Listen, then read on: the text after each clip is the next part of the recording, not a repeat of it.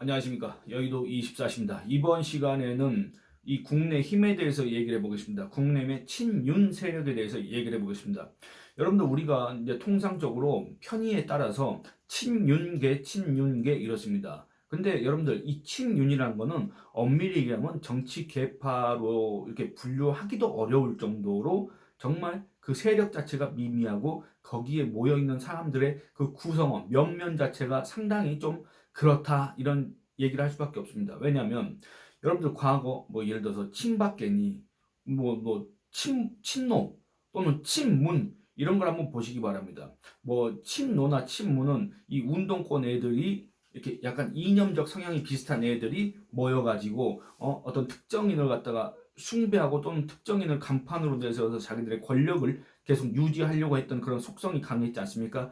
친박 같은 경우에도 뭐 그런 게 있었습니다. 근데 다만 이 사람들은 어떤 이념적 성향이 비슷하다거나 또는 과거 운동권이라는 이런 과거의 경험을 같이 공유한다거나 이런 거 없이 그냥 여기저기서 뭐 검사하다가 뭐 하다가 온 사람들이 저기 대구 경북 이런 데서 국회의원 한 자리 하고 싶어서 거기에 아주 상징성이 있는 거기에 맹주인 박근혜 전 대통령 옆에 붙어가지고 사실상 거의 기생하다시피 해가지고 국회의원 한 자리씩 받아먹고 나 친박이요 나 진박이요 이러고 다닌 거 아니었습니까? 그런데 어쨌든 이게 어떤 정치 계파로서는 상당히 그 세력들이 있었고 그 다음에 거기에는 이 정치 계파를 대표하는 사람들이 또 분명히 있었다 그 말입니다.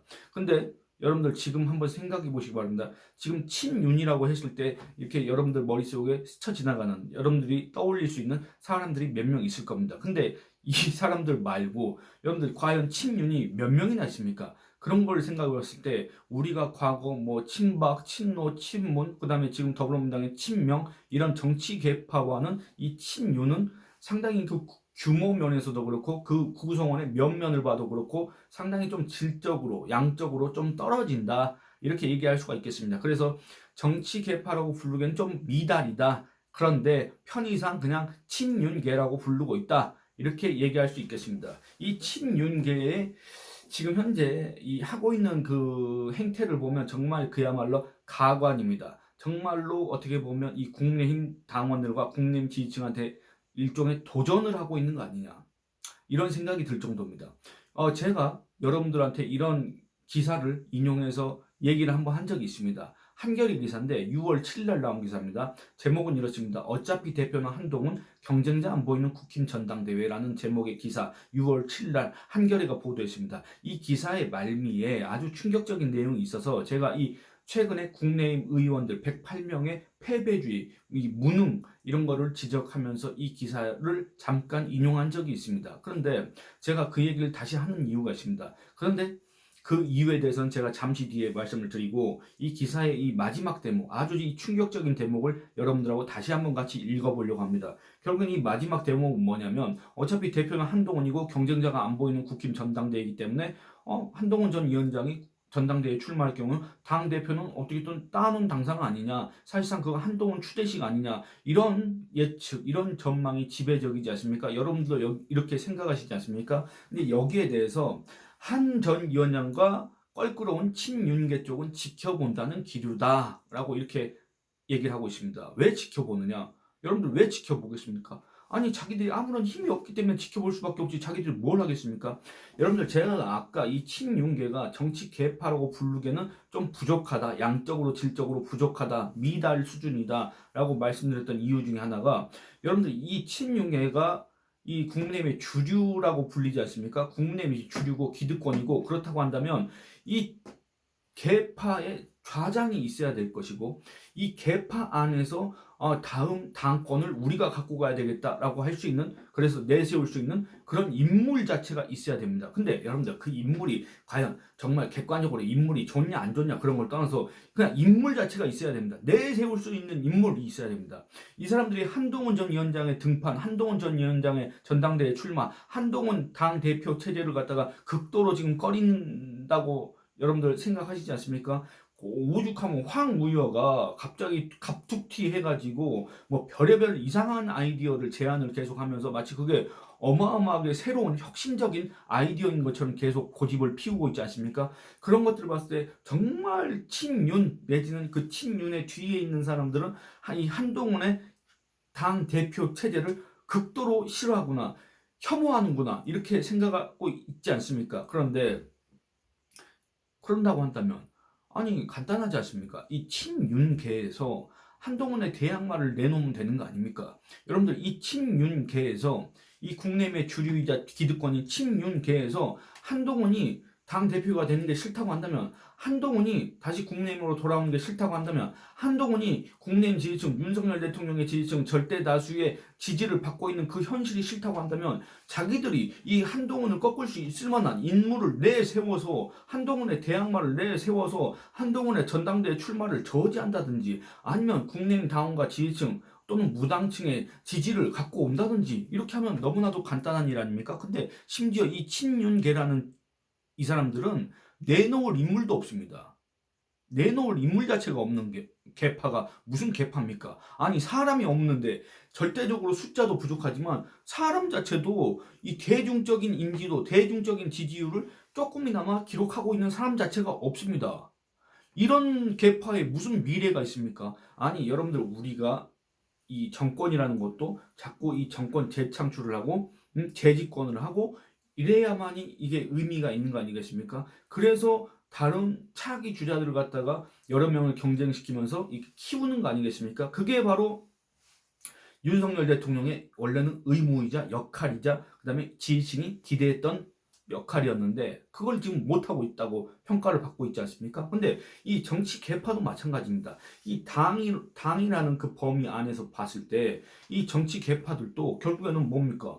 우리가 이 당의 당권, 우리가 이 당의 기득권을 계속 지켜나가기 위해서는 이 당원들 또는 이 당의 지지층들한테서 지지를 받을 수 있는, 결국에는 그 넘어서 차기 대권을 노릴 수 있는 인물을 계속 키우고 그 인물을 내세워서 당권을 잡고 그 당권을 바탕으로 결국에는 차기 대권에 도전해야 되지 않습니까? 근데 이 친윤이라는 쪽은 그런 사람 자체가 없습니다. 그리고 친윤은 왜 또 힘이 없느냐? 친윤의 그런 어떤 독자적인 어떤 정치력을 가진, 독자적인 기반을 갖고 있는 정치인 자체가 없기 때문에 어떻게 해야 됩니까? 과거 친박처럼, 이 과거 박근혜 전 대통령한테 기생했던 친박처럼 윤석열 대통령한테 기생을 해야 됩니다. 윤석열 대통령 이름을 팔아야 됩니다. 윤석열 대통령을 앞세워서 호가호의를 해야 됩니다. 그거 아니고서는 자기들의 권력을 지킬 수가 없고 자기들의 기득권을 누릴 수가 없고 자기들이 이 당 안에서 주류 세력으로 남아 있을 수가 없지 않습니까? 근데 여러분들 문제가 뭡니까? 윤석열 대통령 지지율이 높았다고 한다면 이 친윤계도 걱정이 없을 텐데, 이 친윤계도 한동훈 대세론에 이렇게 맞서서 뭔가 할 수도 있었을 텐데, 문제는 윤석열 대통령 지지율이 아주 낮다. 처참한 수준이다. 이 정도지 않습니까? 한국갤럽 5월 5주차 조사 결과에 따르면 윤석열 대통령 국정수행 지지율은 21%입니다. 연령별로 봐도 지역별로 봐도 그동안에 이 국내에 호의적이었던, 윤석열 대통령한테 호의적이었던, 또는 이 윤석열 정권의 근거지라고 할 수 있는 이 대구 경북 또는 이 60대마저도 윤석열 대통령한테 등을 돌렸습니다. 70대 이상에서만 이제 그 긍정 부정 요게 거의 뭐 엇비슷한 수준으로 나왔는데, 정말 이런 상황에서 그나마도 이제 과거에는 윤석열 대통령을 호가호위하면서 그 권력을 누린 이 친윤이 지금은 대체 무슨 힘이 있어서 누구를 막고 그 누구를 견제하고 그 누구를 무력화할 수 있겠습니까? 안 그렇습니까? 그래서 지켜볼 수밖에 없습니다. 기사를 계속 읽어보겠습니다. 한동훈 대세론을 막을 방법이 마땅치 않은 데다. 맞습니다. 마땅한 게 없습니다. 한 전 위원장이 대표로서 정치력이 부족하다고 보기 때문이다. 그러니까 여기서부터 시작되는 겁니다. 여러분들, 그러니까 이게 어떻게 보면 옛날 이소부와의 그 여우가 무슨 포도를 보면서 저 포도는 실 거야 이러면서 자기는 신포도 싫어하니까 안 먹어 막 이런 거 있지 않습니까? 우화가 딱 떠오르는 대목이다 그 말입니다. 자기들이 한동훈 대세론을 막을 방법이 없는데 그걸 이제 합리화하기 위해서 어차피 한동훈 들어와도 곧 쫓겨날 거야. 한동훈 들어와도 어차피 곧 대표직 오래 못할 거야. 왜? 한동훈은 원래 정치력이 없기 때문에, 한동훈은 원래 정치 경험이 없기 때문에. 지난번에 총선 받지 않느냐? 한동훈 때문에 우리 국민이 총선에서 폭망하지 않았느냐? 그런 한동훈이 지금 다시 돌아온들 무슨 뾰족한 수가 있겠느냐? 한동훈 정치 경험 없는 거 똑같고 정치력 없는 거 똑같은데 그 한동훈이 뭐 이제 와서 뭐 달라졌겠느냐, 변신하겠느냐, 그 한동훈이 당 대표에서 그 무슨 역할을 할 수가 있겠느냐? 지금 이렇게 지금 자기 합리화, 내지는 약간 저주성 비난을 하고 있다 그 말입니다. 그리고 두 번째, 한 또 친윤계 의원은 이런 얘기를 했습니다. 당 대표가 돼서 정치적 미천이 빨리 드러나는 것도 나쁘지 않다. 앞서 얘기한 것과 일맥상통하는 겁니다. 한동훈 정치적 자산도 없는 사람이다. 그 사람은 이른바 저기 뭐야 윤석열 대통령이 법무부 장관으로 이렇게 시켜줘가지고 말 몇 마디 이렇게 잘해가지고 떴는데 그거밖에 없지 않느냐. 그거 말고 다른 정치적 자산이 뭐가 있냐 한동훈이. 어차피 그렇게 된 거 당 대표로 들어와가지고 정치적 미천 빨리 드러나서 정치적 자산 다 소모하고 그 신선했던 이미지 다 소비한 다음에 그냥 쫓아내면 된다. 그건다. 그것도 나쁘지 않다. 이 얘기를 한 겁니다. 그리고 마지막 정말 더 충격적인 건 이겁니다. 또 다른 의원은 내년 4월 치러질 재보궐선거에서 우리가 이길 수 있겠느냐라고 이렇게 반문합니다. 뭔 말입니까? 우리 진다. 우리가 어떻게 이기냐? 여러분들 이게 정당입니까? 여러분들 정당이라는 거는 정권을 잡기 위해서 모인 결사체지 않습니까? 정권을 잡는다는 건 뭔 말입니까? 선거에서 이겨야 정권을 잡는 거 아니겠습니까? 그러면 선거에서 또 어떻게 이깁니까? 지지율을 올려야 선거에서 이길 수가 있지 않습니까? 근데 그런 목적, 그런 과정을 거쳐야 정권을 잡을 수가 있는데 그런 목적을 지닌 이 정당의 주류라고 할 수 있는 기득권 행세를 해왔던 자들이 우리가 어떻게 이기냐 선거에서 이런 소리를 하고 앉아있다 그 말입니다. 여러분들 이건 정말 그야말로 그 당의 당원들과 지지층을 배신하는 2022년 이 국내 힘을 집권 여당으로 만들어준 윤석열 대통령을 선출해서 이 국내 힘을 집권 여당으로 만들어둔 지지층을 배신하는 발언입니다. 그렇지 않습니까? 그러면서 뭐라 그러냐? 재보궐선거에서 우리가 어떻게 이기냐? 당연히 지지. 그러면 우리가 재보궐선거에서 지면은 아니 한동훈이 어떻게 당대표 임기를 마칠 수가 있겠냐? 물러나야지. 아니 이번에 총선 끝나고 비대위원장직 사퇴할 수밖에 없었지 않았냐? 그거하고 똑같다. 한동훈 지금 당대표 돼봤자 어차피 몇 달 못 간다. 그겁니다. 여러분들 어떻게 이럴 수가 있습니까? 여러분들 한동훈이든 그 누구든지 간에 그 누가 이번 전당대회에 출마해서 새로운 당대표가 된다고 한들 이런 자들과 어떻게 무슨 일을 할 수가 있겠습니까? 이런 자들이 당의 주류로서 당의 기득권으로서 활동하고 있고 군림하고 있는 상황에서 이 당이 과연 제대로 돌아가겠습니까? 이게 한동훈이든 그 누구든지 떠나서 이 새로운 구심점이 생겼으면은 그 구심점을 그 새로운 당대표를 돕고 그 새로운 당대표를 구심점으로 삼아서 이 당을 개혁하고 어떻게 하면 이 당의 지지율을 올리고 과거 지지세를 회복하고 어떻게 하면 좋은 정책들을 마련해서 이 중도층을 공략하고 그래서 결국에는 내년 재보선에서 이길 수 있을까? 이거를 고민해야 되지 않습니까? 재보선이라는 게 왜 중요합니까? 여러분들 이번 총선에서 대참패를 했고 윤석열 정권이 심판을 받았다고 했는데 그런 것들을 반전시킬 수 있는 그런 것들을 공식적으로 인정받을 수 있는 기회가 뭡니까? 바로 재보선입니다. 거기에서 이 분위기를 반전시킨 다음에 거기에서 이 당이 변했다고 이 당이 국내 힘이 개혁 작업을 성공적으로 마쳤다거나 또는 진행하고 있다는 그런 성적을 받음으로써 그래야만 2026년 지방선거에서 또 그걸 갖다 기회를 노릴 수 있고 2026년 지방선거에서 이겨야만이 그 다음에 바로 여러분들 지방선거 끝나면 바로 대선입니다. 이제 그때부터 그 직후부터 바로 대선입니다. 거기에서 이겨야만이 대선에서 한번 또 노려볼 수가 있지 않습니까? 근데 내년 재보선을 포기한다는 거는 내년 재보선에서 우리가 어떻게 이기냐라고 한다는 거는 재보선을 포기하는 것뿐만 아니라 지방선거도 포기하는 거고 지방선거를 포기하는 것뿐 아니라 대선도 포기한다는 거다. 이렇습니다. 결국에는 이재명 대통령이 돼도 상관없다고 지금 친윤들이 얘기하고 있는 것과 같다. 이렇습니다. 이런 오해를 자초할 만한 발언들을 너무 위험한 발언들을 이 한겨레 신문 기자한테 했다 그 얘기입니다. 여러분들 이거 어떻게 생각하십니까? 이런 사람들이 지금까지 집권 여당의 기득권으로서 나 친윤이요 하면서 나 윤석열 대통령의 신복이요 측근이요 이러고 행세를 하고 다녔다 그 말입니다. 어떻게 생각하십니까? 근데 이 당이 제대로 되겠습니까? 이 당이 정말 일대 개혁을 하지 않는다고 한다면 제대로 굴러가겠습니까? 이런 사람들을 그대로 놔둔다고 한다면 이 당이 살아나겠습니까? 이런 것들에 대해서 정말 이 국내임 지지층은 걱정을 할 수밖에 없는 대목이다. 이런 생각이 듭니다. 그런 취지에서 오늘 그 윤태곤이라고 과거에 이제 인터넷 매체 프레시안에 아마 기자였을 겁니다. 프레시안 기자였고 이 안철수가 정치 입문했을 때 그 사람을 좀 따라다닌 그 사람인데 요즘에 이제 정치 평론을 자기 직업으로 삼고 있습니다. 이 사람이 뭐라 그랬냐? 오늘 SBS 라디오 출연해서 이런 얘기를 했습니다. 한동훈 전 위원장이 나온다고 한다면 이 용산 또는 이 당의 주류 이런 세력들이 이렇게 얘기합니다.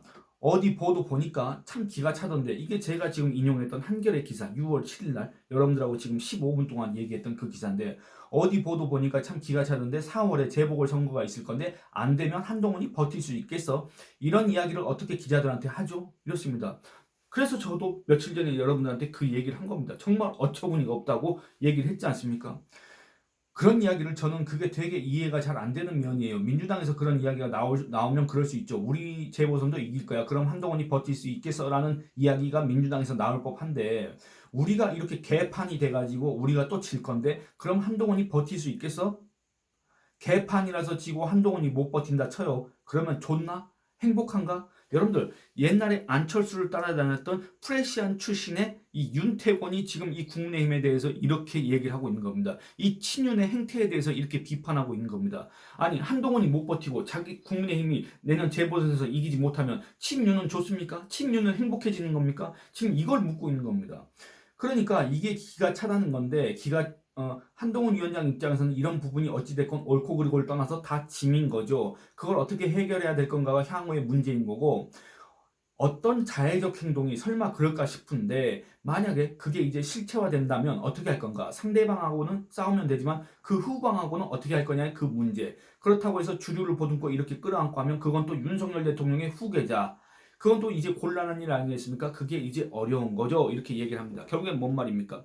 이 친윤과 싸울 수도 없고 그렇다고 이 친윤을 보듬는다고 한다면 이 윤석열 대통령과의 차별화를 할 수도 없고 이 용산의 이른바 출장소로 계속 남을 수밖에 없고 그렇다고 한다면 이 국민의 미래가 없기 때문에 그야말로 이 한동훈이 당대표가 됐을 경우에 난제가 될 수밖에 없다. 한동훈뿐만이 아니라 이 윤석열 대통령 또는 용산 또는 이 친윤이 별로 마땅치 않아 하는 그런 사람들이 이 국내의 새로운 당 대표가 됐을 때는 정말 여러분들이 상상하기 싫은 정도의 정말 극단적인 그리고 정말 상상을 초월하는 내부 총질이 아닙니다. 아마 난사일 겁니다. 난사가 벌어질 거다. 누구에 의해서 그렇습니까? 이런 새로운 당 대표를 마땅치 않아 하는 사람들이 대놓고 아마 그런 공작들을 펼칠 것이다.